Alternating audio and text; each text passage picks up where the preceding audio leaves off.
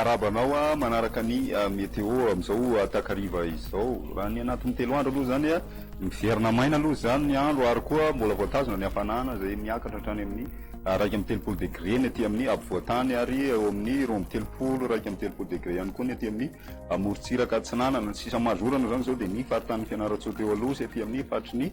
anosy ary koa ny any atsimo atsinanana any mahazo ihany koa moa zany mazava azy ny aty amin'ny teriny avaratry ny anosy aty andritry ny 3 andro izao ary ny vinavina toetrandrotsika ho an'ny rapiso maraina mety ahitatsika ho natanivondraona malefaka ny any amin'ny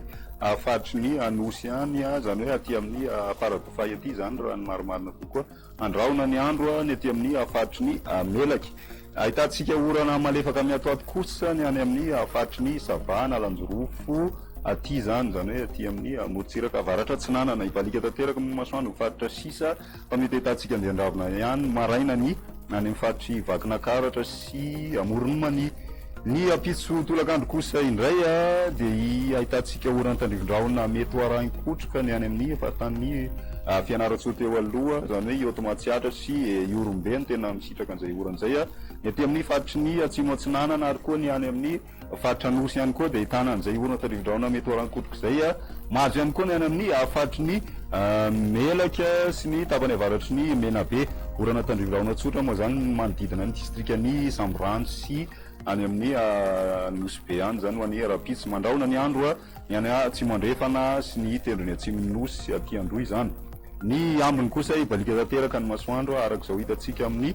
sary izao ny maripana voavinavina ho an'ny rapitso ny ambany indrindra ny atsirabe 3 degré 7 ny aty apovoatany na treo amin'ny 9 fianaratsoa zany ny morotsiraka atsinanana mafana aloha zany amin'ny akapobeny ny apitso tolakandro kosa indray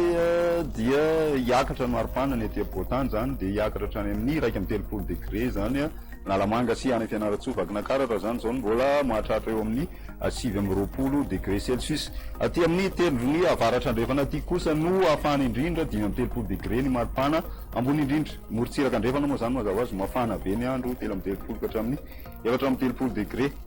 ny any amin'ny tanàn-dehibe ivelan'ny Madagasikara no amirahanantsika azy dia ifandimy rahona sy masoandro any Paris Johannesburg tatsika orana malefaka kosa ny any Nairobi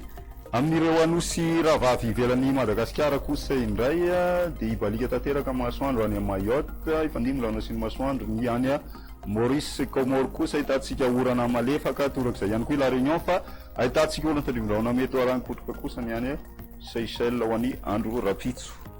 izay no mahasakazona roso tamin'ity andro androany ity manasanao hatrany anaraka ny météo velomatra